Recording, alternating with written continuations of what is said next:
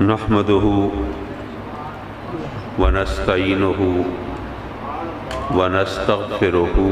ونؤمن به ونتوکل علیه ونعوذ بالله من شرور انفسنا ومن سیئات اعمالنا من يهده الله فلا مضل له ومن يضلله فلا هادي له ونشهد أن لا إله إلا الله وحده لا شريك له ونشهد أن سيدنا وسندنا ونبينا وحبيبنا وكريمنا ورؤوفنا ورحيمنا ومولانا وملجانا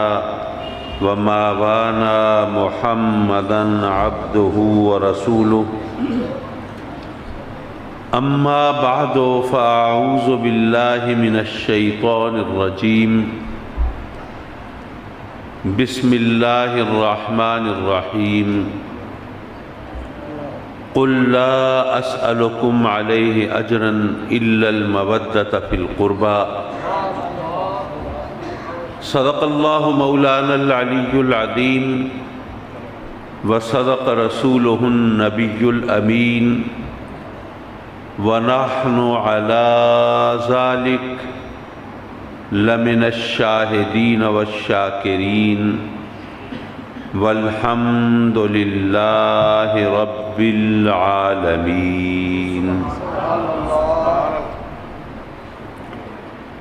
ذی وقار و ذی احتشام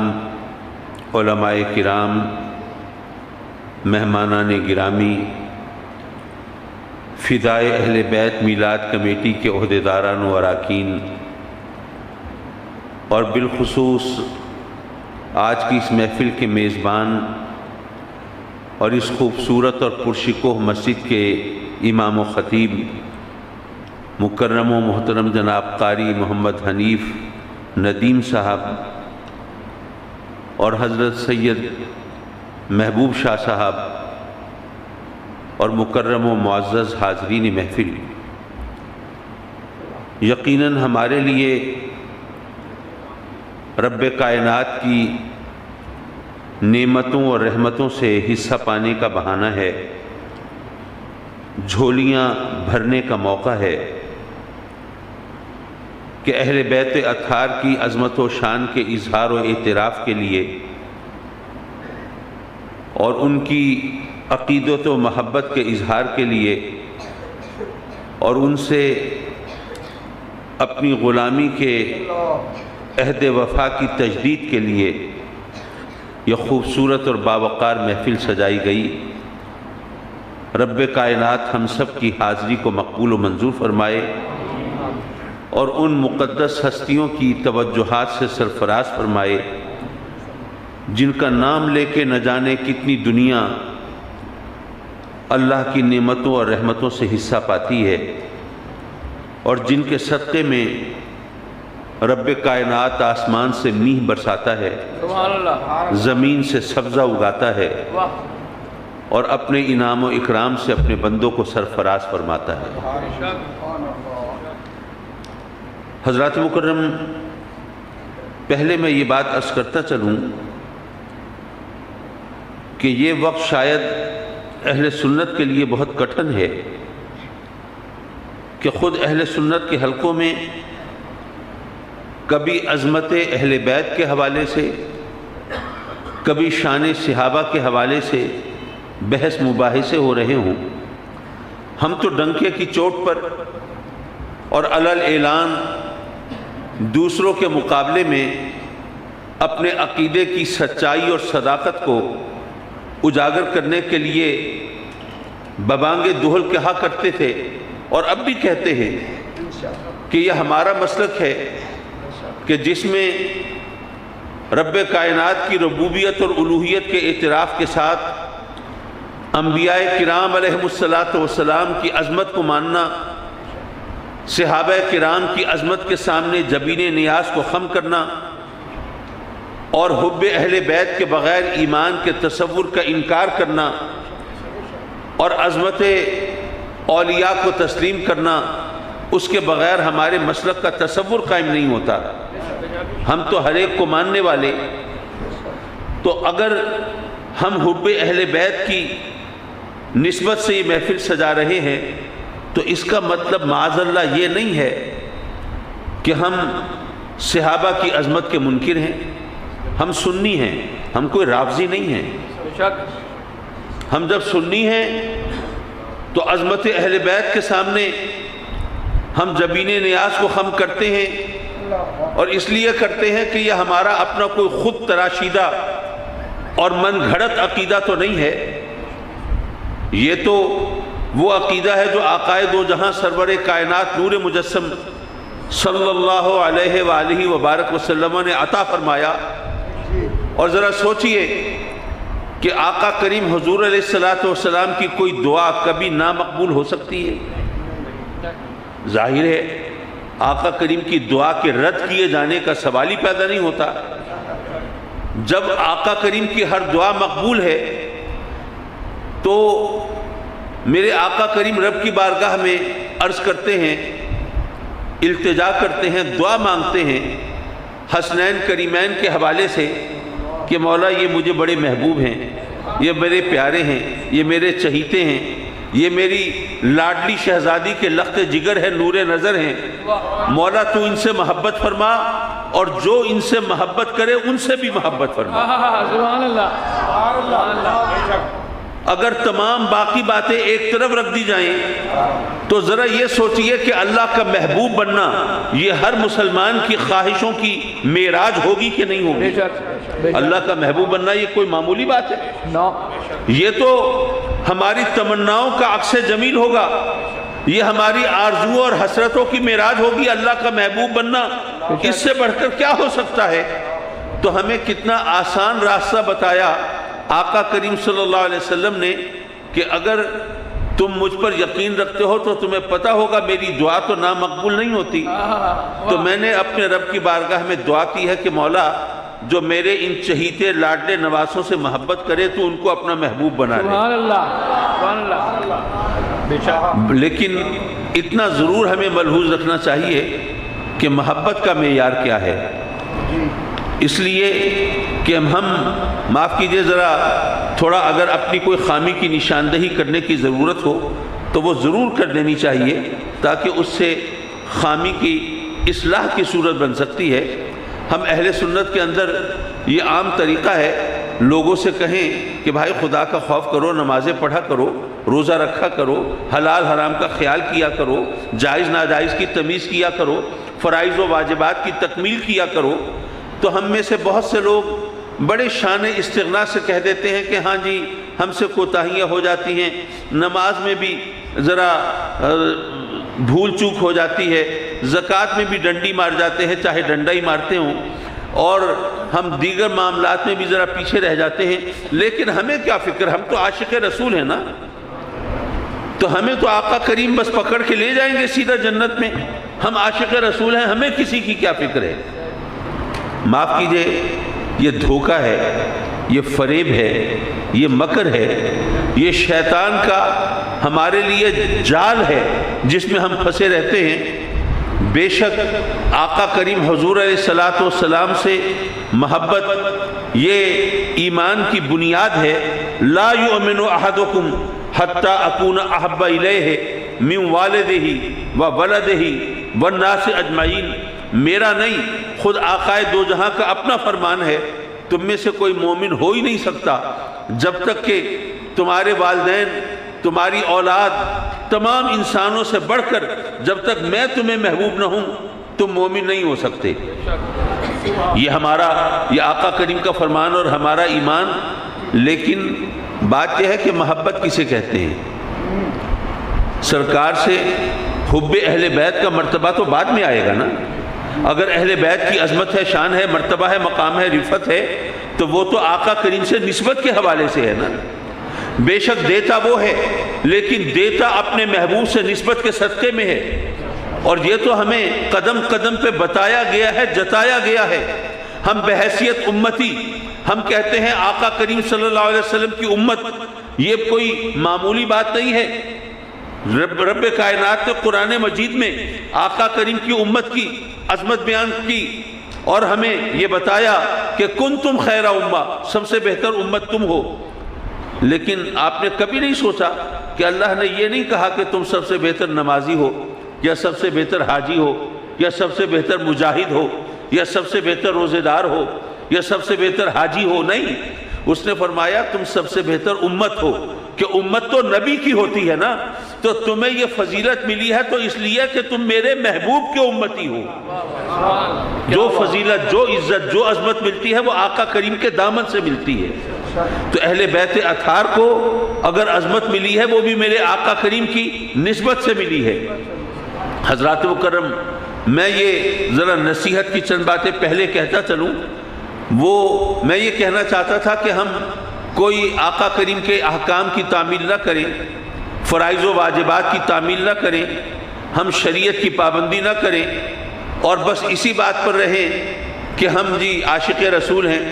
ہمیں آقا کریم پکڑ کے جنت میں لے جائیں گے۔ یہ دھوکہ ہے۔ میں مانتا ہوں یہ میلاد منانا، لنگر چلانا، یہ جھنڈیاں لگانا، جھنڈیاں لہرانا اور درود و سلام کے زمزمے بہانا اور یا رسول اللہ کی گونج بچانا، یہ سب سرکار سے محبت کی نشانیاں ہیں، میں یہ مانتا ہوں۔ لیکن یہ بات ذہن میں رکھیے کہ یہ سرکار سے محبت کی نشانیاں ہیں، لیکن یہ محبت کی حقیقت نہیں ہے۔ حقیقت اور نشانی میں فرق ہوتا ہے۔ ہم لوگ اس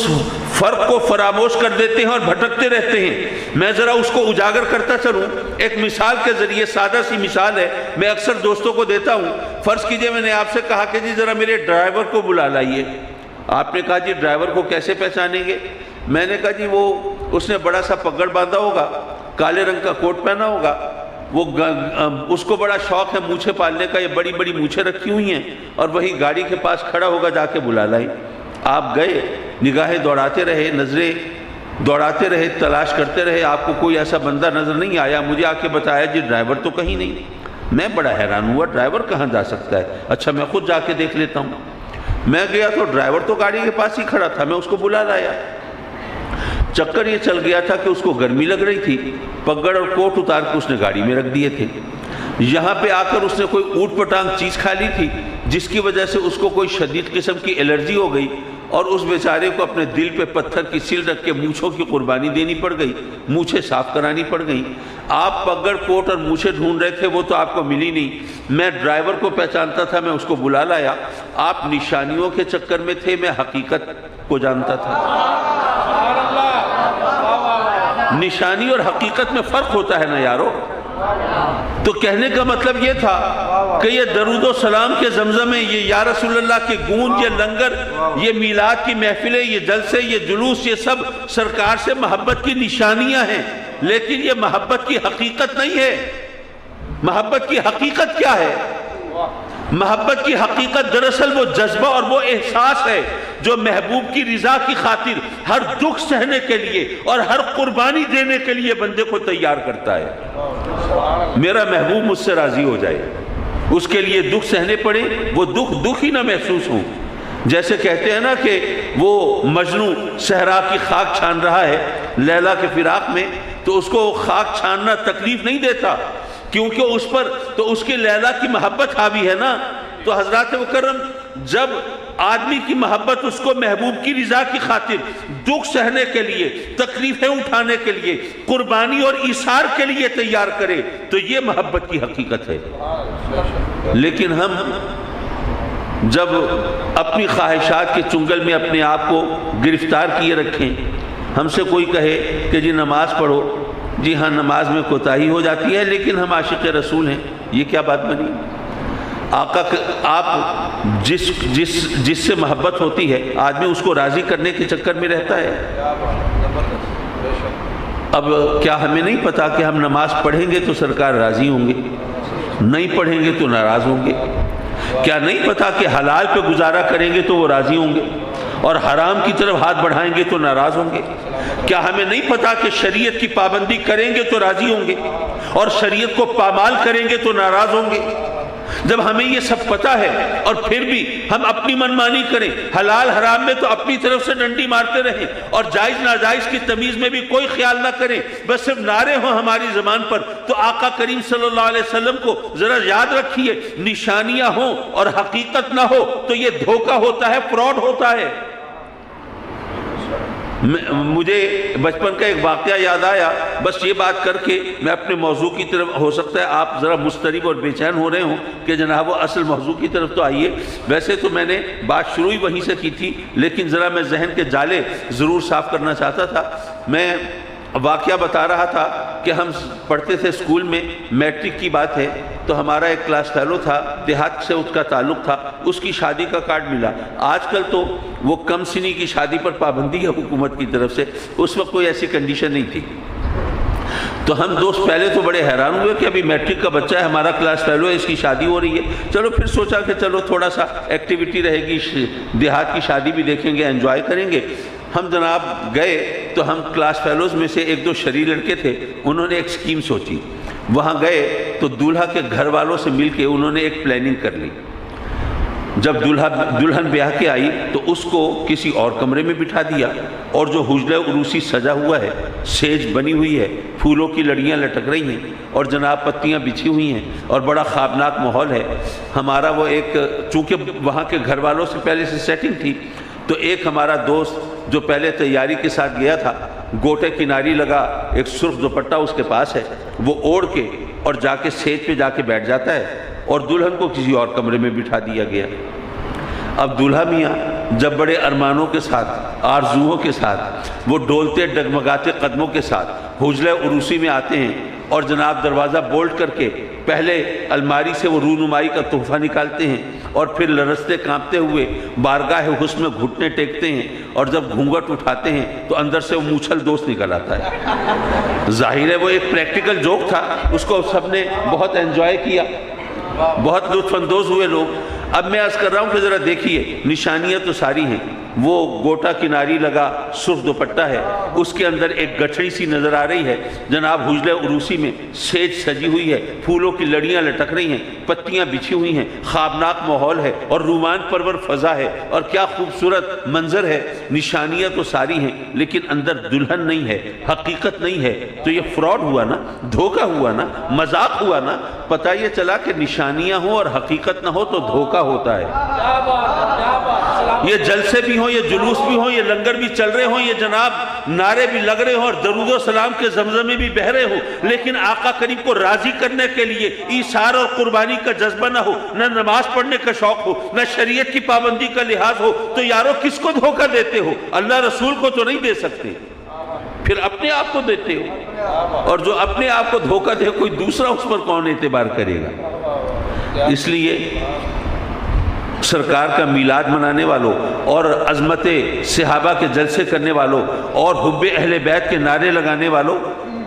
ذرا شریعت کی پابندی بھی کیا کرو، حلال حرام کا فرق بھی ملحوظ رکھا کرو، جائز ناجائز کی تمیز بھی پیش نظر رکھو، تاکہ پتہ چلے کہ نشانیاں ہیں تو حقیقت کے بغیر نہیں ہیں، کوئی دھوکہ نہیں ہو رہا، کوئی فراڈ نہیں ہو رہا۔ حضرات مکرم، میں نے عرض کیا کہ آقا کریم نے رب کی بارگاہ میں عرض کی کہ مولا یہ میرے محبوب ہیں، یہ مجھے ان سے بڑی محبت ہے، حسنین کریمین سے، تو بھی ان سے محبت فرما، اور جو ان سے محبت کرتے ہیں ان سے بھی محبت فرما۔ اب اللہ کا محبوب بننے کے لیے لوگ چلے کاٹتے ہیں، عبادتیں کرتے ہیں، ریاضتیں کرتے ہیں، زندگیاں تج دیتے ہیں، اور دیکھیے میرے آقا کریم نے کتنا آسان نسخہ بتایا ہے کہ تم اگر حسنین کریمین سے محبت کرو گے نا، اللہ کے محبوب بن جاؤ گے۔ لیکن یہ بات میں نے پہلے وضاحت کر دی کہ محبت زبانی کلامی نہیں ہوگی۔ اگر تمہیں حسین سے محبت ہے تو یہ کیسے ممکن ہے کہ تمہیں جان پیاری ہو شریعت کے مقابلے میں؟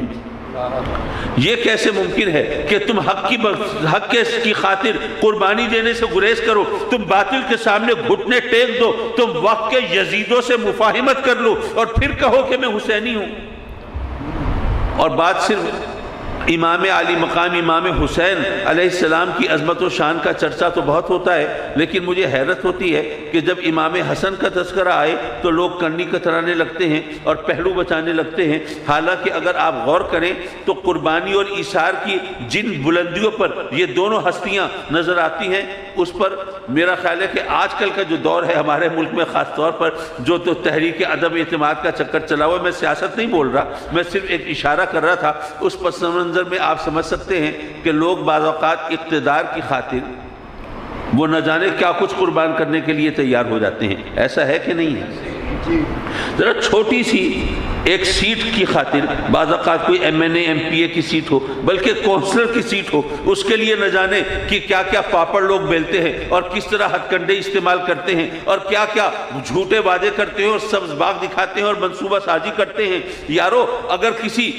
وزارت کا ہوتا ہو اس کے لیے تو نہ جانے اور کیا، اور اگر بات وزارت عظمیٰ کی ہو تو آج کل تو کھچڑی پکی ہوئی ہے اور سلسلہ چل رہا ہے، کبھی ترازو ادھر جھک جاتا ہے اور کبھی ادھر جھک جاتا ہے۔ یہ اس طرح جو خرید و فروخت ہو رہی ہے اور جو استبل کھلے ہوئے ہیں، یہ سب لوگوں کے سامنے منظر ہے، لیکن ذرا سوچئے اس ہستی کا تصور کیجئے کہ جس کے ہاتھ میں اقتدار ہے اور کتنی بڑی سلطنت کا اقتدار ہے۔ اس وقت جو عالم اسلام کی جو وسعتیں ہیں اس کو ذرا سوچئے، اس میں یہ حجاز مقدس بھی ہے، اس میں لبنان بھی ہے، شام بھی ہے، عراق بھی ہے، اس کے اندر مصر بھی ہے، یہ تمام یہ علاقے وہ تمام اس میں شامل ہیں۔ اس کی سلطنت امام حسن کے ہاتھ میں ہے اور آپ اس سے دستبردار ہو جاتے ہیں۔ کیوں؟ صرف اس لیے کہ مسلمان کمزور نہ ہوں، ایک دوسرے کا خون نہ بہائیں، کہیں امت مسلمہ یہ آپس کے خلفشار کی وجہ سے کہیں کافروں کے سامنے سرنگو نہ ہو جائے تو چلو مجھے اقتدار چھوڑنا پڑتا ہے، کوئی بات نہیں، لیکن اگر اللہ کا دین غالب ہوتا ہے تو مجھے یہ سودا منظور ہے۔ لوگ اقتدار کی خاطر نہ جانے کیا کچھ کرتے ہیں، اور اتنے بڑی سلطنت کا اقتدار امام عالی مقام کس طرح چھوڑ دیتے ہیں اور سونپ دیتے ہیں۔ یہ کوئی معمولی قربانی نہیں ہے، کوئی معمولی ایثار نہیں ہے۔ لوگوں کو ذرا تھوڑی سی شد بن نظر آ رہی ہو، سنگن دکھائی دے رہی ہو کہ وہاں پہ مجھے اقتدار مل سکتا ہے تو اس کے لیے پلاننگ ہو رہی ہوتی ہے، اور جہاں پر جو شخص خود مسند اقتدار پر بیٹھا ہوا ہو، اگر فرض کیجئے کسی کے خیال میں ہے کہ نہیں جی ان کا خیال یہ تھا کہ یہ لوگ میرا ساتھ چھوڑ جائیں گے، تو اب میرا خیال ہے کہ آج کل ماحول ہمیں بتا رہا ہے کہ صرف خیال و گمان پر لوگ اقتدار نہیں چھوڑتے۔ صرف نظر آ رہا ہو نا جی مجھے اقتدار نہیں ملے گا تو اس بنیاد پر نہیں چھوڑتے، وہ آخری وقت تک چپٹے رہنا چاہتے ہیں۔ میں کسی کی حمایت بھی نہیں کر رہا، کسی کی مخالفت بھی نہیں کر رہا، میں ایک سیدھی سادی ایک حقیقت بیان کر رہا ہوں۔ تو اگر امام علی مقام امام حسن رضی اللہ تعالیٰ عنہ اگر اتنی بڑی سلطنت کا اقتدار چھوڑ دیتے ہیں امت مسلمہ کی خاطر، مسلمانوں کا خون نہ بہے، مسلمان کمزور نہ ہو، مسلمان کافروں کے سامنے سر نگو نہ ہو، یہ اتنی عظیم و شان سلطنت جو خلافت جو خلفائے راشدین کی میراث ہے یہ اس طرح ضائع نہ ہو اور کہیں اللہ کی نافرمانی نہ ہو، صرف اس خاطر وہ اقتدار کو چھوڑ دیا امام حسن نے۔ اگر آپ غور کریں تو یہاں امام حسین نے اگر جان کی قربانی دی ہے تو امام حسن نے اقتدار کی قربانی دی ہے، اور یہی دو چیزیں ہیں جن کی خاطر میرا خیال ہے کہ دنیا یہ ساری کشمکش میں مبتلا دکھائی دیتی ہے۔ یہ دونوں قربانیاں ان دونوں شہزادوں کے وجود سے ہمیں اپنے بام عروج پر دکھائی دیتی ہیں۔ حضرات مکرم، اگر قرآن کی روشنی میں اگر چلیں، ایک آیت تو میں نے خطبے میں پڑھی، چلے ابھی دوسری آیت سے ہم ذرا بات شروع کرتے ہیں۔ انما یرید اللہ لیذھب عنکم الرجس اہل البیت ویطہرکم تطہیرا۔ اب یہ آیہ کریمہ جو ہے اس کا سیاق و سباق حفاظ کرام اور علماء کرام جانتے ہیں کہ سیاق و سباق کے مطابق اہل بیت سے مراد ازواج مطہرات تھی۔ جب یہ آیہ کریمہ نازل ہوئی، آقا کریم صلی اللہ علیہ وسلم نے رب کی بارگاہ میں جھولی پھیلائی، مولائے کائنات علی مرتضیٰ کو، خاتون جنت فاطمۃ الزہرا کو اور حسنین کریمین کو، ان شہزادوں کو آپ نے اپنی کالی کملی میں لپیٹ لیا، اپنی چادر تطہیر میں لپیٹ لیا، اور رب کی بارگاہ میں عرض کی اللہم ہؤلاء اہل بیتی، اللہم ہؤلاء اہل بیتی۔ بخاری شریف کی حدیث ہے، رب کی بارگاہ میں عرض کی مولا یہ ہے میرے اہل بیت۔ میرا سوال یہ ہے، دیکھیے میں یہ جو مجھے عنوان دیا گیا، عام طور پر اگر آپ مقررین سے، علماء سے، خطباء سے اس پر تقریریں کرائیں تو بڑی جذباتی قسم کی تقریریں آپ کو سننے کو ملیں گی، لیکن میں یہ چاہتا ہوں کہ میں ایسی بات کروں جو کہ جذبات تو خیر ظاہر ہے ہر مسلمان کے اپنی جگہ پہ ہیں،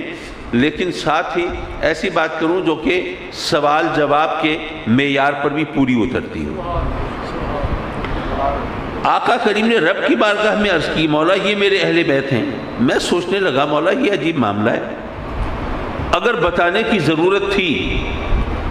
تو آقا کریم اپنے غلاموں کو بتاتے، صحابیوں کو بتاتے، امتیوں کو بتاتے، آنے والے علماء کو بتاتے کہ اے میرے غلاموں، اے میرے امتیوں، اے میرے امت کے علماء، یاد رکھنا کہ اس آیہ کریمہ کے سیاق و سباق سے یہ خیال مت کرنا کہ صرف اور صرف ازواج مطہرات جو ہیں صرف وہ اہل بیت ہیں، یہ بھی میرے اہل بیت ہیں۔ بھئی بتانا تو ان کو چاہیے تھا، لیکن وہ تو رب کی بارگاہ میں عرض کر رہے ہیں، اللہم ہؤلاء اہل بیتی، مولا یہ میرے اہل بیت ہیں۔ کیا معاذ اللہ معاذ اللہ معاذ اللہ اس کا یہ مطلب نکلتا ہے کہ آقا کریم رب کی بارگاہ میں عرض کر رہے ہیں کہ مولا تو نے میرے ان اہل بیت کا تو ذکر کیا ہی نہیں، میں تجھے یاد دلا دوں یہ بھی میرے اہل بیت ہیں، ورنہ میری امتی تو صرف میری بیویوں کو اہل بیت سمجھے گی اور یہ ان کا ذکر نہیں ہوگا۔ کیا اللہ کو بتانا مقصود تھا کہ اللہ نہیں جانتا تھا آقا کریم کے اہل بیت کون ہیں؟ اگر وہ جانتا تھا پھر اللہم ہؤلاء اہل بیتی کہنے کا کیا مقصد ہے؟ قدرتی طور پر ذہن میں سوال تو پیدا ہوتا ہے۔ دیکھیے اس سے پہلے میں ایک بات کروں، بات بظاہر میرے موضوع سے ہٹی ہوئی ہوگی، لیکن جو میں دلیل دینا چاہتا ہوں وہ اس سے ملی ہوئی ہے۔ ایک دفعہ میرے والد گرامی رحمۃ اللہ علیہ، جن کو دنیا غزالی زماں راضی دورہ کے القاب سے جانتی ہے، وہ خطاب فرما رہے ہیں اور فرماتے ہیں کہ اے لوگو، میرے آقا کریم حضور علیہ السلام اگر کوئی کام کریں یا اگر آپ کوئی بات ارشاد فرمائیں اور آپ کے دہن اقدس سے کوئی جملہ نکلے، وہ حدیث ہے نا، یا آپ کوئی کام کریں تو وہ بھی حدیث کی صورت میں ہم تک پہنچتا ہے۔ اگر آپ کوئی بات ارشاد فرمائیں وہ حدیث، لیکن آپ کی شان یہ ہے کہ اگر آپ کوئی بات نہ کہیں، آپ خاموش رہیں، سکوت اختیار کریں، نہ بولیں، تو یہ بھی حدیث ہے۔ اور علماء تو جانتے ہیں میری ایک بات کا مطلب، لیکن میں عوام کو بھی ذرا اس گفتگو میں شامل کرتا چلوں۔ دیکھیے میرے آقا کریم حضور علیہ السلام کے سامنے اگر کوئی بات کہی جائے اور آقا کریم اس کی تردید نہ فرمائیں، اس سے روکے نہیں، ٹوکے نہیں، منع نہ فرمائیں، یا آپ کے سامنے کوئی کام کیا جائے اور آپ اس سے بھی لوگوں کو نہ روکیں اور نہ منع کریں کہ بھئی یہ کام نہ کرو، بلکہ چپ رہیں، خاموش رہیں، تو اس کو حدیث کی اصطلاح میں کہتے ہیں حدیث تقریری، فن حدیث کے روح سے۔ یعنی اس سے دراصل یہ ثابت ہوتا ہے کہ یہ بات کہنا یا یہ کام کرنا جائز ہے۔ اگر یہ ناجائز ہوتا تو ممکن نہیں تھا کہ آقا کریم خاموش رہتے، کسی دل جوئی کے خیال سے یار اس کا دل نہ ٹوٹے، چلو کام تو جائز نہیں ہے، صحیح نہیں ہے، لیکن چلو یہ اتنی محبت سے کر رہا ہے، چلو کرنے دو۔ نہیں، میرے آقا کریم نے تو جائز ناجائز میں حد فاصل قائم کرنی ہے نا، صحیح اور غلط کا معیار تو زبان رسالت ہے نا۔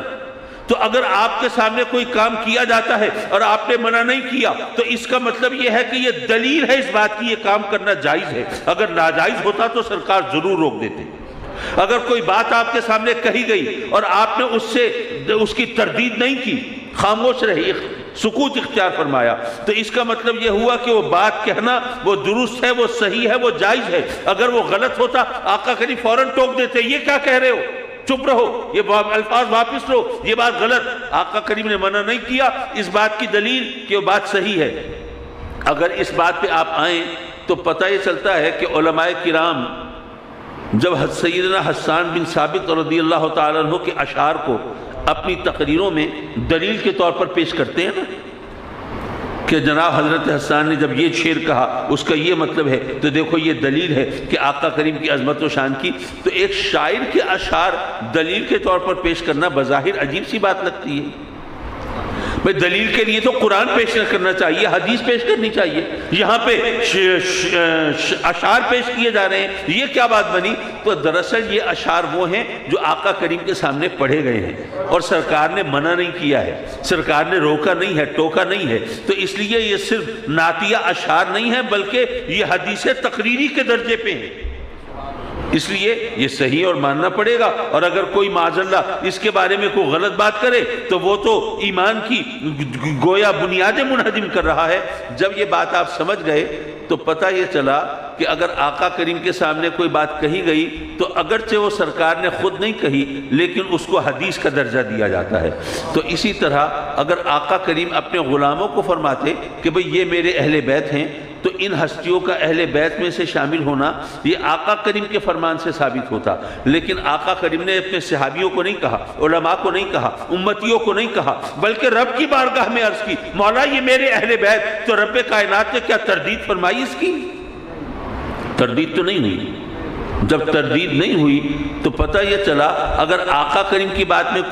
بارگاہ میں کوئی بات کہی جائے اور سرکار اس سے نہ روکیں، نہ ٹوکیں، نہ منع فرمائیں، تردید نہ کریں تو اسے حدیث کا درجہ مل جاتا ہے۔ تو جب رب کی بارگاہ میں آقا کریم نے یہ بات کہی اور اللہ تعالیٰ نے اس کی تنبیہ نہیں فرمائی، تردید نہیں فرمائی، تو پتہ یہ چلا کہ اب اس حدیث کو بھی گویا وحی الہی کا درجہ مل گیا ہے۔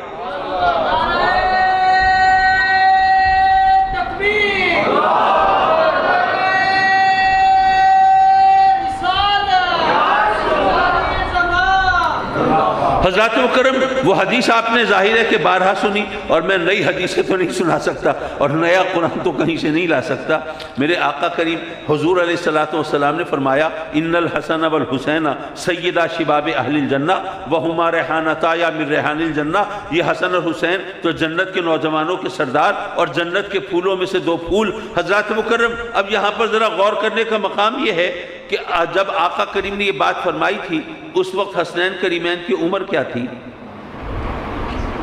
آقا کریم کے وصال کے وقت امام حسین کی عمر روایات کے مطابق تقریباً 5 برس ہے، ایسا ہی ہے۔ اور آقا کریم کا یہ فرمان وصال کے وقت کا تو نہیں ہے، یہ تو آپ بہت پہلے فرما چکے۔ گویا ابھی یہ دونوں شہزادے ابھی یوں کہیے کہ ماں کی گود میں ہیں، ابھی شیرخوار بچے ہیں، ابھی چلنا سیکھ رہے ہیں، ابھی بولنا سیکھ رہے ہیں، ابھی ابتدائی زندگی کے ابتدائی مراحل میں ہیں۔ اس وقت میرے آقا کریم فرماتے ہیں کہ حسن اور حسین جنت کے نوجوانوں کے سردار ہیں۔ یارو کسی نے تو کہا ہوتا کہ آقا یہ تو ابھی بچے ہیں، ابھی چھوٹے ہیں، ان کا کیا پتہ بڑے ہو کے کیسے نکلیں گے۔ بھئی ایک بچہ چھوٹا سا جو ابھی بولنا سیکھ رہا ہو، چلنا سیکھ رہا ہو، ابھی ماں کی گود میں ہو، اس کے بارے میں کیا پتہ بڑا ہو کہ کیسا ہوگا۔ تو کوئی کہہ سکتا تھا نا، صحابہ کرام موجود ہیں، آقا کریم سے کے ساتھ ہجرت کرنے والے موجود ہیں، آپ کے ساتھ دشمنوں کے مقابلہ کرنے والے موجود ہیں، تلواروں کی چھاؤں میں ساتھ دینے والے موجود ہیں، تیروں کی بارش میں ساتھ کھڑے ہونے والے موجود ہیں، اپنا گھر بار لٹا کے اور ابال بچے قربان کرا کے ساتھ دینے والے موجود ہیں، ارے سر کٹا کے رفاقت کا حق نبھانے والے موجود ہیں۔ ان میں سے کسی نے نہیں کہا کہ آقا یہ جنت کے نوجوانوں کی سرداری کوئی معمولی چیز ہے۔ جب یہ ایثار و قربانی کرنے والے، آپ کا ساتھ دینے والے، دین کی راہ میں ہر طرح کی قربانی پیش کرنے والے، اور پھر یہاں پہ علماء کرام موجود ہیں، ان کو یاد ہوگا کہ سیدنا امام اعظم ابو حنیفہ رضی اللہ تعالیٰ عنہ کے حوالے سے اور کچھ اور بزرگوں کے بارے میں بھی اس قسم کی روایات ملتی ہیں کہ انہوں نے 40 برس تک عشاء کے وضو سے فجر کی نماز ادا کی۔ 40 برس تک عشاء کے وضو سے فجر کی نماز ادا کی، کوئی معمولی بات ہے؟ لیکن کسی نے نہیں کہا کہ جی یہ تو چھوٹے سے بچے ہیں، ان کا کیا پتہ نمازی بھی ہوں گے یا نہیں ہوں گے، جبکہ امتیوں میں تو نہ جانے کیسے کیسے عابد بھی ہوں گے، زاہد بھی ہوں گے، عالم بھی ہوں گے، فاضل بھی ہوں گے، مجاہد بھی ہوں گے، نہ جانے کیسی کیسی ہستیاں ہوں گی، اور یہ شیرخوار بچے۔ تو آقا کیا یہ اقربا پروری ہو رہی ہے؟ اپنے چہیتوں، اپنے لاڈلوں، اپنے نواسوں کو نوازنے کا کوئی بہانہ ڈھونڈا جا رہا ہے؟ نہیں، کسی نے نہیں کہا۔ وہ کیوں؟ وہ اس لیے کہ بے شک میرے آقا کریم نے جب یہ فرمایا وہ صحابی جانتے تھے، بعد میں جب کربلا کا میدان سجا ہے تو پتہ چل گیا کہ آقا کریم نے جو یہ منصب دیا تھا وہ کسی کے ساتھ محض رو رعایت نہیں تھی، محض نوازنے کی بات نہیں تھی، اقربا پروری نہیں تھی، اپنے چہیتوں کو کوئی منصب دینے کا ارادہ نہیں تھا، بلکہ جتنا بڑا عہدہ تھا اتنا بڑا امتحان بھی دیا ہے انہوں نے۔ تو حضرات مکرم یہ ہستیاں وہ ہیں جو کہ ہر معیار کے حساب سے، جہاں تک حسب نسب کی بات ہے وہ تو ظاہر ہے، آقا کریم صلی اللہ علیہ وسلم کی وہ روایات کے مطابق اب یہ ایک علیحدہ بحث لوگ چھیڑ دیتے ہیں بعض اوقات کہ آقا کریم حضور علیہ الصلوۃ والسلام نے ان کو اپنا بیٹا اگر قرار دیا ہے اور امت مسلمہ نے اگر ان کے ذریعے جو شرف سادات کا سلسلہ ان کو تسلیم کیا ہے تو اس کے بارے میں کیا حکم ہے، میں اس قسم کی بحثوں کے اندر جانے کی ضرورت محسوس نہیں کرتا، بلکہ اگر اس حوالے سے مناسب سمجھیں تو دیکھیے سورہ کوثر میں رب کائنات نے فرمایا انا اعطیناک الکوثر، اے محبوب ہم نے آپ کو کوثر عطا فرمائی۔ اس کا پس منظر بھی پتہ نہیں آپ کو معلوم ہے کہ نہیں ہے؟ یہ سورہ کوثر کی شان نزول کیا ہے، اس کا پس منظر کیا ہے؟ آپ جانتے ہیں کہ عرب لوگوں کے اندر وہ ایک طریقہ تھا کہ وہاں پر جو اگر بیٹی پیدا ہوتی تھی تو وہاں پر تو صف ماتم بھی جاتی تھی، رونا پیٹنا ہوتا تھا، وہاں پر تو بیٹیوں کو بیٹی کا باپ کہلانا یہ ان کے لیے انتہائی اذیت اور انتہائی تکلیف کا سبب ہوتا تھا، اور بیٹا پیدا ہوتا تھا تو خوشی ہوتی تھی۔ تو آقا کریم حضور علیہ الصلوۃ والسلام کو رب کائنات نے فرزند عطا تو فرمائے، لیکن فرزند دے کے واپس لے لیے اور 4 بیٹیاں عطا فرمائیں۔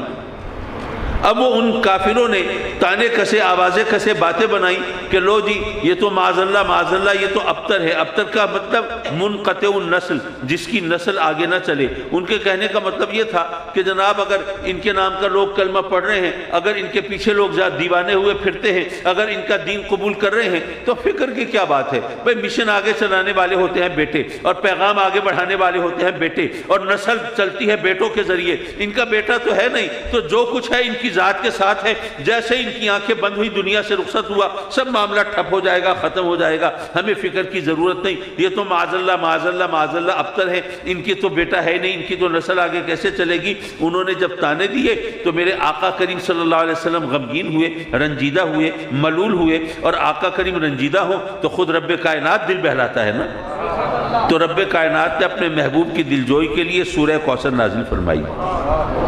انا اعطیناک الکوثر۔ اے محبوب یہ کافر کہتے ہیں تجھے ایک نعمت نہیں ملی، بیٹوں کی نعمت ایک نعمت نہیں ملی، اور جو تمام نعمتوں کا خالق و مالک ہے وہ اعلان کر رہا ہے میں نے تو ہوا، رنجیدہ ہوا، ملول ہوا۔ تو اے محبوب تو ان کافروں کی باتوں پہ نہ جا، یہ کہتے ہیں تجھے ایک نعمت نہیں ملی اور تمام نعمتوں کا خالق و مالک بتا رہا ہے کہ ہر نعمت تیرے دامن میں رکھی ہے، اب تو ذرا نماز پڑھنا، اور جب تو نماز پڑھتا ہے میری بارگاہ میں حاضر ہوتا ہے تو پھر تیرے اور میرے درمیان تو کوئی اور دوسرا نہیں ہوتا۔ جب تیری نگاہیں میرے حسن کے جلووں میں الجھتی ہیں اور جب میں تیری طرف مائل بکرم ہوتا ہوں تو تجھے میرے سوا کسی اور کا ہوش نہیں ہوتا۔ تو اس طرح تو اپنے غم کو فراموش کر دے گا، اپنے دکھ کو بھلا دے گا، تو ذرا اپنے غم و غصوں کو تھوک دے، ذرا اپنے دکھ کی وجہ کو ذرا فراموش کر دے، ذرا قربانی دے دے اپنے جذبات کی، اور میری بارگاہ میں کھڑا ہو جا نماز کے لیے، تو غم کو بھی بھول جائے گا، وجہ غم کو بھی بھول جائے گا۔ اچھا یہاں تک تو چلیے بات ٹھیک ہے، لیکن جو اس سورت کی جو آخری آیت ہے اس پہ ذرا توجہ فرمائیے، ان شانئک ھو الابتر۔ اے محبوب آپ کا دشمن وہ خود ابتر ہے۔ دیکھیے دل بہلانے کا تو یہ بہت ہی آزمودہ طریقہ ہے۔ مثال کے طور پر آپ کا بچہ ہے، وہ جناب روتا ہوا آپ کے پاس آیا، آپ نے کہا میرا بیٹا کیوں رو رہا ہے؟ اس نے کہا جی وہ میرے دوست نے کہا ہے کہ تم تو بڑے بے وقوف ہو۔ تو آپ ظاہر ہے کہ آپ اپنے بچے کے آنسو پوچھیں گے، اسے چپ کرائیں گے، آپ کہیں گے بیٹے آپ کو اس نے بے وقوف کہا، وہ تو خود بے وقوف ہے، آپ کیوں رو رہے ہو؟ آپ تو بڑے عقل مند ہو۔ ہو سکتا ہے وہ دوسرا واقعی زیادہ ذہین ہو سکتا ہے دوسرا واقعی زیادہ عقل مند ہو، لیکن آپ نے تو اپنے بچے کا دل بہلانا ہے نا، اس لیے آپ نے تو اس طرح کہہ دیا بیٹے وہ خود بے وقوف ہوگا، آپ تو بڑے عقل مند ہو، آپ تو بڑے سمجھدار ہو، آپ کیوں رو رہے ہو؟ اب بچہ جو ہے وہ سن کے وہ بہل جاتا ہے، میرے بابا کہتے ہیں تم خود بے وقوف ہو، میں نہیں ہوں، اس کا دل بہل گیا۔ لیکن جب باپ نے کہا کہ وہ خود بے وقوف ہوگا تو وہ باپ کوئی آفاقی حقیقت بیان نہیں کر رہا، وہ تو بچے کا دل بہلا رہا ہے۔ ہو سکتا ہے دوسرے دوست کے مقابلے میں واقعی بے وقوف ہو، لیکن جب قرآن میں رب کائنات فرمائے کہ اے محبوب آپ کا دشمن خود ابتر، تو دشمن کو لازماً ابتر ہونا چاہیے۔ اب یہ دشمن آقا کریم پر ابتر ہونے کا آوازہ کسنے والا وہ کون تھا؟ وہ روایات کے مطابق ہے عاص بن وائل۔ عاص بن وائل وہ مشہور کافر، اس نے معاذ اللہ یہ تانا دیا تھا کہ یہ تو منقطع النسل ہے، ان کا تو بیٹا نہیں ہے، ان کی نسل نہیں چلے گی۔ اب جب اللہ فرماتا ہے اِنَّ شَانِئَكَ هُوَ الْأَبْتَرُ، اے محبوب آپ کا دشمن خود ابتر، تو عاص بن وائل کو تو ابتر ہونا چاہیے نا، منقطع النسل ہونا چاہیے نا، اس کے بیٹے تو نہیں ہونے چاہیے، لیکن ہم جانتے ہیں حضرت عمر بن عاص بن وائل کے بیٹے ہیں، سعد بن عاص بن وائل کے بیٹے ہیں۔ اب یہ تاریخ شاہد ہے عاص بن وائل کے بیٹے تو موجود ہیں، اور قرآن کہہ رہا ہے اِنَّ شَانِئَكَ هُوَ الْأَبْتَرُ، اے محبوب آپ کا دشمن خود ابتر۔ اب معاذ اللہ کیا قرآن اللہ کا کلام کیا صداقت کے معیار سے گرا ہوا ہو سکتا ہے؟ وہ تو نہیں ہو سکتا۔ پھر اس آیت کا مطلب کیا ہوا؟ حضرات محترم میں صرف یہ بتانا چاہتا تھا کہ قرآن پڑھنا اور چیز ہے اور اس کو سمجھنا کچھ اور چیز ہے۔ رب کائنات نے گویا یہ فرمایا کہ اے محبوب یہ کافروں نے تجھے تانے دی، آوازیں کسے باتیں بنائی کہ تو ابتر ہے، تیرا بیٹا نہیں ہے، تیری بیٹیاں ہیں، تو تیری نسل نہیں چلے گی، تیرا نام و نشان نہیں رہے گا، تیرا مشن آگے نہیں بڑھے گا، تیرا مذہب نہیں چلے گا۔ اے محبوب یہ نسل چلانے والے بیٹے نہیں ہوتے، یہ تو میں ہوں، میں چاہوں گا تو تیری نسل تیری بیٹی سے چلا دوں گا، میں چاہوں گا تو میں تیری نسل تیری بیٹی سے چلا دوں گا۔ لیکن جو تجھے ابتر کہتا ہے ذرا اس سے پوچھ، اپنے گھر کی خبر تو لے، ارے بیٹے تیرے دشمن کے ہیں لیکن کلمہ تو تیرا پڑھتے ہیں نا، بیٹے تیرے دشمن کے ہیں لیکن مشن تو تیرا آگے چلاتے ہیں نا، بیٹے تیرے دشمن کے ہیں لیکن غلامی تو تیری کرتے ہیں نا، پھر تو ابتر ہوا یا تیرا دشمن ابتر ہوا؟ قرآن پڑھ لینا اور چیز ہے اور قرآن کو سمجھنا ہی اور چیز ہے۔ نعرہ تکبیر، نعرہ رسالت، نعرہ رسالت، قبلہ شاہ صاحب۔ وَقُلْ معاف کیجئے، میں نے جو آیہ کریمہ آپ کے سامنے خطبے میں تلاوت کی تھی، میں نے چاہا کہ بس اس پر چند باتیں کر کے اور پھر میں آپ سے اجازت لے لوں، ورنہ ظاہر ہے کہ خیالات کا جو گھوڑا ہے وہ تو آدمی کو کہاں سے کہاں لیے پھرتا ہے۔ تو رب کائنات نے فرمایا کہ وَقُلْ لا اسلکم علیہ اجرا الا المودۃ فی القربى، اے محبوبہ فرما دیجئے کہ میں تم سے اس پر کوئی اجر نہیں مانگتا، علیہ اجرا، کس پر یہ وضاحت نہیں ہے۔ اب ظاہر ہے کہ اجر تو کسی ایسی چیز پر مانگا جا رہا ہوگا نا وہ جو جس پر اجر بنتا ہو، کسی کے ساتھ حسن سلوک کیا ہو، مہربانی کی ہو، خدمت کی ہو، بھلائی کی ہو، تو اس پر اجر مانگا جائے گا۔ اب آقا کریم نے ہمارے ساتھ کہاں بھلائی کی ہے، کیا حسن سلوک کیا ہے، ہم پر کیا کرم فرمایا ہے، کیا شفقت کی ہے، اب اگر دیکھیں تو ظاہر ہے کہ اس کا تو ہم شمار ہی نہیں کر سکتے، جبکہ ہمارے سامنے اللہ کا اپنا فرمان موجود ہو، لولاک لما خلقت الدنیا، لولاک لما خلقت الافلاق، لولاک لما اظہرت الربوبیہ تھا۔ اے محبوب اگر تو نہ ہوتا تو ارض و سما نہ ہوتے، یہ شمس و قمر نہ ہوتے، یہ دشت و جبل نہ ہوتے، یہ کوہ و دمن نہ ہوتے، یہ برگ و شجر نہ ہوتے، یہ قطرہ و دریا نہ ہوتے، اور یہ ذرہ و صحرا نہ ہوتے۔ اے محبوب اگر تو نہ ہوتا تو میں اپنے رب ہونے کو ظاہر نہ کرتا۔ پتہ یہ چلا کہ تمام کائنات تو میرے آقا کریم کے صدقے میں وجود میں آئی ہے، تو جس کو وجود سرکار کے صدقے میں ملا ہو اس پر آقا کریم سے بڑھ کر کسی کا کیا احسان ہو سکتا ہے؟ اور باقی اگر آپ ویسے علیحدہ علیحدہ گننا چاہیں تو آپ دیکھ لیجئے، ہمیں ہدایت ملی سرکار کے صدقے میں، اسلام ملا، قرآن ملا، ہمیں اگر جنت ملی، اگر نیکی کا راستہ ملا، اگر بھلائی کی صورت ملی، اگر رب کی طرف سے رحمتیں ملی، وما ارسلناک الا رحمۃ للعالمین، تو کس چیز کی کمی رہ جاتی ہے؟ لیکن رب کائنات نے فرمایا اے محبوب اے کہہ دے کہ تمہارے اوپر میرے جو بھی احسانات ہیں تم ان کا بدلہ کیا چکا سکتے ہو؟ تم ان کا بدلہ تو نہیں دے سکتے، لیکن اگر تمہارا جذبہ غلامی تمہیں مہمیز لگائے کہ ہاں بھئی تم میری خدمت میں کچھ پیش کرو، تو تم کیا پیش کر سکتے ہو؟ چلو میں تم سے کہتا ہوں کچھ اور نہ کرو، بس جو میرے ذوی القربہ ہیں ذرا ان کے ساتھ محبت کرو، تم اس سے زیادہ تم میری کیا خدمت کر سکتے ہو؟ میرے آقا کریم کے قرابت داروں سے محبت کرنا، اور رب کائنات نے یہ بطور خاص قل کہہ کے کہلوایا تاکہ کوئی میرے آقا کریم کی ذات سے منسوب نہ کرے، میرے آقا کریم کی اپنی طلب اور تڑپ کا اظہار نہ ہو۔ یہ اللہ کا حکم ہے، اللہ کے حکم پر میرے آقا کریم کہہ رہے ہیں، اپنی طرف سے نہیں کہہ رہے۔ ورنہ ہم اپنے عزیزوں رشتہ داروں کے لیے اگر کچھ طلب کریں تو وہ تو ہماری طلب ہوتی ہے نا، ہماری تڑپ، ہماری خواہش ہوتی ہے، لیکن نہیں، رب کائنات نے فرمایا کہ اے محبوب تو ان تمام چیزوں سے بے نیاز ہے، لیکن میرے بندوں سے کہہ دے کہ اگر یہ کچھ تیرے احسان کے حوالے سے تیری خدمت میں کچھ پیش کرنا چاہیں تو کیا کریں، تیرے اہل قرابت سے وہ محبت کریں۔ اب یہاں پر ایک سوال، اس کا جواب اور پھر اجازت۔ دیکھیے بات یہ ہے کہ اگر آپ کسی کے ساتھ حسن سلوک کریں، مہربانی کریں، اور اس کے جواب میں وہ دوسرے سے کوئی آپ نے مہربانی کی اور کوئی وقت پڑا تو آپ نے اس سے کہا کہ بھائی میں نے تمہارے ساتھ حسن سلوک کیا تھا، مہربانی کی تھی، تو چلو اس کے بدلے میں تم میرے ساتھ یہ حسن سلوک کر دو، تو یہ کوئی بری بات تو نہیں ہے۔ آپ نے کسی کے ساتھ احسان کیا، اس احسان کے بدلے میں آپ اس سے کوئی فیور مانگ رہے ہیں تو یہ کوئی برائی تو نہیں ہے، برائی تو نہیں ہے، لیکن یہ بڑائی بھی نہیں ہے، ٹھیک ہے نا؟ آپ کسی کے ساتھ بھلائی کریں، اس کا بدلہ کچھ لیں تو یہ برائی نہیں، لیکن اگر نہ لیں تو یہ بڑائی ہے کہ نہیں ہے؟ کسی کے ساتھ آپ نے بھلائی کی، اس نے کہا اچھا جناب میں کوئی خدمت مجھے سونپی ہے، آپ نے کہا نہیں بس بڑی مہربانی، میں نے جو آپ کے ساتھ اس نے سلوک کر دیا، بس میرا اجر تو اللہ کے ساتھ ہے، آپ کوئی بات نہیں۔ باقی انبیاء کے ساتھ یہی ہوا نا، قرآن مجید خود گواہ ہے کہ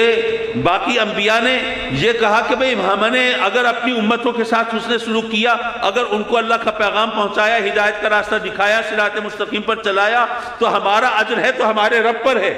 العالمین کے رب پر ہے۔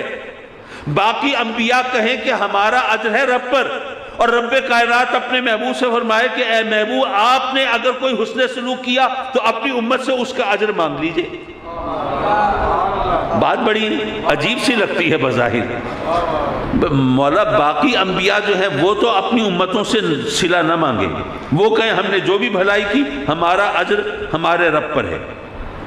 تو اب رب پر چھوڑ دینا اس میں بڑی عظمت کی بات ہے۔ لیکن تو نے اپنے محبوب سے فرمایا کہ اے محبوب اپنے غلاموں سے، اپنے امتیوں سے کہے کہ نہیں میں تم سے اجر مانگتا ہوں کہ تم میرے قرابت داروں سے محبت کرو،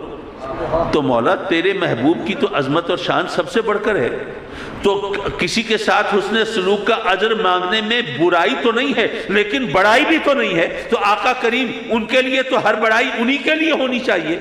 لیکن تو نے ان سے کہا کہ نہیں اجر مانگ لو، یہ کیا بات بنی؟ پتہ نہیں میں سوال سمجھا سکا یا نہیں؟ سمجھ گیا؟ کیونکہ سوال سمجھیں گے تو جواب کا پتہ چلے گا۔ تو آخر اللہ نے کیوں کہلوایا؟ بات دراصل یہ ہے، بعض اوقات کچھ لیا جاتا ہے دینے کے لیے، اور بعض اوقات کچھ دیا جاتا ہے لینے کے لیے۔ ذرا مشکل سا جملہ بول دیا، پلے کچھ نہیں پڑا، چلیے میں سمجھانے کی کوشش کرتا ہوں۔ دیکھیں فرض کریں آپ کے علاقے میں، اب آج کل تو حالات اور ہیں، لیکن جب سٹیبل گورنمنٹ ہو اور کوئی وزیر اعظم یا وزیر اعلیٰ یہاں پہ آ رہا ہو اور اس کی پارٹی کا کوئی ورکر غریب سا ہو، اور وزیر اعظم کہے کہ بھئی وہ جو غریب ورکر ہے نا میں نے چائے اس کے گھر میں پینی ہے، تو یہاں پر تو ساری ایڈمنسٹریشن ہل جائے گی، بھئی اس کے گھر جانا ہے چائے پینے کے لیے۔ اب وزیر اعظم کو کہہ بھی نہیں سکتے جی نہ جائیں، وہ غریب آدمی ہے، اس نے نہ جانے کس وجہ سے کہا ہوگا۔ اب جب اس غریب ورکر کو پتہ چلے کہ وزیر اعظم تمہارے پاس چائے پینے آ رہا ہے، تو کیا خیال ہے کہ وہ منہ بنائے گا کہ یار وزیر اعظم نے عجیب مصیبت ڈال دی؟ وہ اکیلا تو ہوگا نہیں، اس کے ساتھ تو 30 40 50 بندے ہوں گے۔ میں غریب آدمی میں اتنے لوگوں کو صرف چائے بھی پلانی ہو تو وہ اتنا میں انتظام کہاں سے کروں گا؟ اور اگر ایک ایک بسکٹ بھی دینا ہو تو میری تو اور شامت آئے گی۔ وہ وزیر اعظم کو اس شودے کو کوئی اور نہیں ملا جو چائے پلا دیتا، کیا وہ یہ سوچے گا؟ یہ تو ظاہر ہے اس کے لیے کتنا بڑا افتخار ہے، کتنی بڑی عزت ہے، کتنی بڑی عظمت کی بات ہے، وہ تو پھولا نہیں سمائے گا۔ ہر جگہ اس کی عزت ہو رہی ہے، توقیر ہو رہی ہے جناب، چرچا ہو رہا ہے، ایڈمنسٹریشن میں بھی اس کی جناب واہ واہ ہو رہی ہے کہ کیا بات ہے اس بندے کی، یار ہم نے تو اس کو کبھی گھاس نہیں ڈالی تھی اور کبھی اس کی اوقات کو کچھ سمجھا نہیں تھا، لیکن دیکھو اس کی کیا حیثیت ہے، وزیر اعظم آ رہا ہے اس کے گھر چائے پینے۔ اب بظاہر تو وزیر اعظم نے اس سے چائے مانگی ہے، لیکن در حقیقت اس کو کتنی عزت دی ہے ذرا سوچیے۔ بعض اوقات دیا جاتا ہے لینے کے لیے، بعض اوقات لیا جاتا ہے دینے کے لیے۔ جیسے آپ اگر صاحب نسبت ہیں، اپنے مرشد کی خدمت میں حاضر ہوئے، ان کی خدمت میں کچھ نذرانہ پیش کیا، تو اب آپ نذرانہ دے رہے ہیں نا، پیش کر رہے ہیں، تو کیا آپ کے ذہن میں یہ ہوتا ہے کہ جی میں بڑا احسان کر رہا ہوں اپنے مرشد پر، میں نذرانہ پیش کر رہا ہوں؟ نہیں،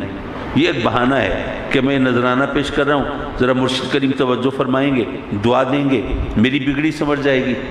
اب یہاں دے رہے ہیں لینے کے لیے، اور وزیر اعظم نے چائے لی ہے دینے کے لیے۔ بعض اوقات دیا جاتا ہے لینے کے لیے، بعض اوقات لیا جاتا ہے دینے کے لیے۔ تو رب کائنات نے فرمایا کہ اے محبوب، جب تو اپنے امتیوں سے اپنے اہل قرابت کے لیے تو محبت مانگے گا، تو تیرے اہل قرابت کیسی ہستیاں ہیں؟ جنت کے نوجوانوں کے سردار ہیں، خواتین جنت کی وہ سردار ہیں۔ جب ان سے وہ محبت کریں گے اور سچی محبت کریں گے، جس کا میں نے گفتگو کے شروع میں ذکر کیا تھا کہ محبت صرف نعروں کا نام نہیں ہے، صرف باتیں بنانے کا نام نہیں ہے، صرف الفاظ کا نام نہیں ہے، بلکہ اس کا عملی ثبوت بھی چاہیے ہوتا ہے۔ تو اگر واقعی وہ ان سے محبت کریں گے تو اے محبوب، جو تیری اولاد ہے، جو تیری آل ہے، جو تیرے اہل بیت ہیں، جن کو جنت کی سرداری ملی ہے، اور تیری بیٹی ہے جن کو جنت کی عورتوں کی سرداری ملی ہے، کیا وہ اتنے بے مروت ہے کہ جو ان سے سچی محبت کرے گا ان کو جہنم میں جانے کے لیے چھوڑ دیں گے؟ اگر تو ان سے ان کے لیے محبت مانگ رہا ہے تو دراصل ان کو جنت عطا فرما رہا ہے۔ وہ اس لیے کہ جب وہ ان سے محبت کریں گے تو پھر جواباً ان کو جنت میں جگہ تو ملے گی نا، لیکن یہ تبھی ہوگا جب وہ حقیقی محبت کریں گے۔ محبت کے نام پر وہ فراڈ نہیں ہوگا، دھوکہ نہیں ہوگا، فساد نہیں ہوگا۔ حضرات مکرم، میں نے تقریر تو کر لی، صرف ایک نصیحت کے طور پر ایک بات میں اور کرنا چاہتا ہوں، وہ میں عرض کروں گا۔ دیکھیے، جن ہستیوں کا ذکر ہے، اہل بیت اطہار، ہم تو ان ہستیوں، ابھی تو میں نے تمہید باندھی تھی، اگر بات کرنا شروع کریں مولا کائنات علی مرتضیٰ کے بارے میں تو کوئی بات ہی نہیں ہوئی ابھی، خاتون جنت کی عظمت و شان کے حوالے سے کوئی ذکر ہی نہیں ہوا۔ تو یہ وہ ہستیاں ہیں کہ جن کی عظمت کی طرف تو اگر ہم سر اٹھا کے دیکھنا چاہیں تو دستار گر پڑے، لیکن نگاہ وہاں تک نہ پہنچے۔ تو یہ اس کا احسان ہے کہ اس نے ہمارے دل میں ان کی محبت پہ ڈال دی ہے، یہ بھی اس کا احسان ہے۔ ہم ان سے محبت کر کے ان پر احسان نہیں کرتے، یہ ہم پر اللہ کا احسان ہے کہ اس نے ہمارے دل میں ان کی محبت ڈال دی۔ جیسے مولا کائنات میں ان کے بارے میں آقا کریم کا فرمان ہے نا کہ مولا حق کو ادھر پھیر دے جدھر علی ہو۔ یہ نہیں کہا کہ مولا علی مجھے بہت پیارا ہے، اس کو ہمیشہ صراط مستقیم پر رکھنا، اس کو ہمیشہ حق کے ساتھ رکھنا، مولا اس کو کبھی باطل کی طرف نہ جانے دینا، یہ نہیں کہا، بلکہ بتایا کہ مولا حق کو ادھر پھیر دے جدھر علی ہو، تاکہ کسی کو یہ جرت نہ ہو وہ یہ فیصلہ کرے کہ علی حق پر ہے یا نہیں ہے، نہیں، بلکہ علی کو دیکھ کر پتہ چلے کہ حق کدھر ہے۔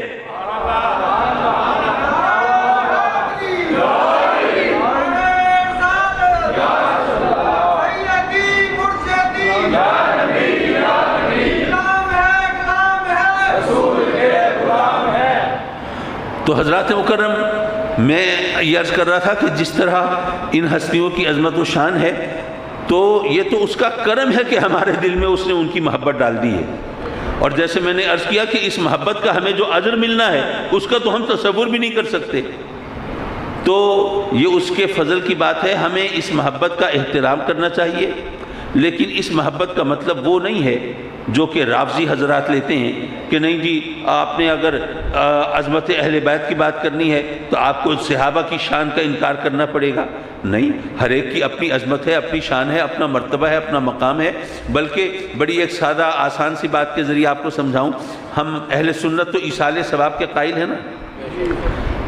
آج بھی ماشاءاللہ آپ نے ان دوستوں کے لیے ممکن ہے کوئی لنگر وغیرہ کا اہتمام کیا ہو۔ بہرحال جب ہم ایصال ثواب کرتے ہیں، جب ہم ایصال ثواب کرتے ہیں تو جو ثواب ہمارا ہے وہ ختم نہیں ہو جاتا۔ ہم نے جیسے اب قرآن مجید پڑھا، اس کا ثواب ہم نے بھیج دیا، تو اس کا مطلب یہ نہیں ہے کہ ہم سے وہ ثواب چلا گیا، وہ ثواب ہمارا اسی طرح رہتا ہے۔ رب کائنات کے خزانے میں کوئی کمی نہیں، وہ ان کو علیحدہ عطا فرماتا ہے۔ اور اگر آپ غور کریں تو ایصال ثواب سے ہمیں زیادہ فائدہ ہو جاتا ہے۔ وہ کیسے؟ بھئی ہم نے قرآن پڑھا یا ہم نے کوئی لنگر تقسیم کیا تو وہ لنگر پکانے کھلانے کا ثواب تو ہمیں مل گیا، اور جس کے لیے ہم نے کیا ان کو بھی مل گیا۔ لیکن جن کو ایصال ثواب کیا ان کے ساتھ ہم نے ایک بھلائی کی نا، نیکی کی، تو کسی مسلمان کے ساتھ نیکی کرنے کا علیحدہ ثواب ہونا چاہیے یا نہیں؟ تو پتہ یہ چلا کہ ہم ویسے کوئی نیکی کریں تو اس کا اتنا ثواب نہیں ہوتا جتنا ایصال ثواب کی صورت میں ہمیں ملتا ہے۔ ہمارے ذہن میں اگر یہ ہے کہ ہمارا ثواب ختم ہو جاتا ہے دوسرے کو مل جاتا ہے، یہ کوئی ثواب کی شفٹنگ کی بات نہیں ہے، ثواب شفٹ نہیں ہوتا، بلکہ یہ رب کائنات اس کو بڑھا دیتا ہے۔ تو اس لیے ہم جب ان ہستیوں سے محبت کرتے ہیں تو رب کائنات ہمیں جو اجر عطا فرماتا ہے، جو صلہ عطا فرماتا ہے، وہ اپنی جگہ پر، اور ان کی جو عظمت و شان ہے وہ اس کے حوالے سے رب کائنات ہمیں اپنی رحمتوں سے حصہ دے دیتا ہے۔ میرے والد گرامی نے ایک بات کہی تھی، فرمایا کہ دیکھو بات یہ ہے کہ اگر آپ کا کام ہو کھیتی باڑی کرنا تو آپ کوئی فصل بوتے ہیں، فصل کاٹنی ہے آپ کو، اس کی آپ نے دیکھ بھال کرنی ہے، کھاد بھی دیں گے پانی بھی دیں گے، تو آپ نے پانی دیا تو اس فصل کو دیا جو آپ کو کاٹنا ہے، جس سے فائدہ اٹھانا ہے، لیکن اس کھیت کے اندر کچھ جڑی بوٹیاں کچھ گھاس پھوس بھی تو اگا ہوا ہوتا ہے،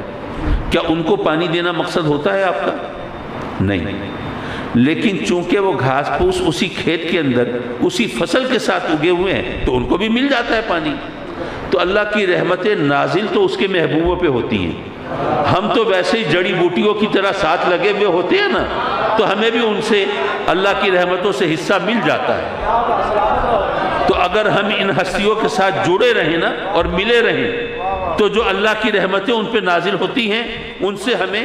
حصہ ملتا رہے گا۔ تو اس وجہ سے ہم ان ہستیوں سے اپنے تعلق کو استوار رکھنا چاہتے ہیں کہ ان کے صدقے میں اللہ کی رحمتوں سے ہمیں حصہ ملتا رہے گا۔ وآخر دعوانا ان الحمدللہ رب العالمین۔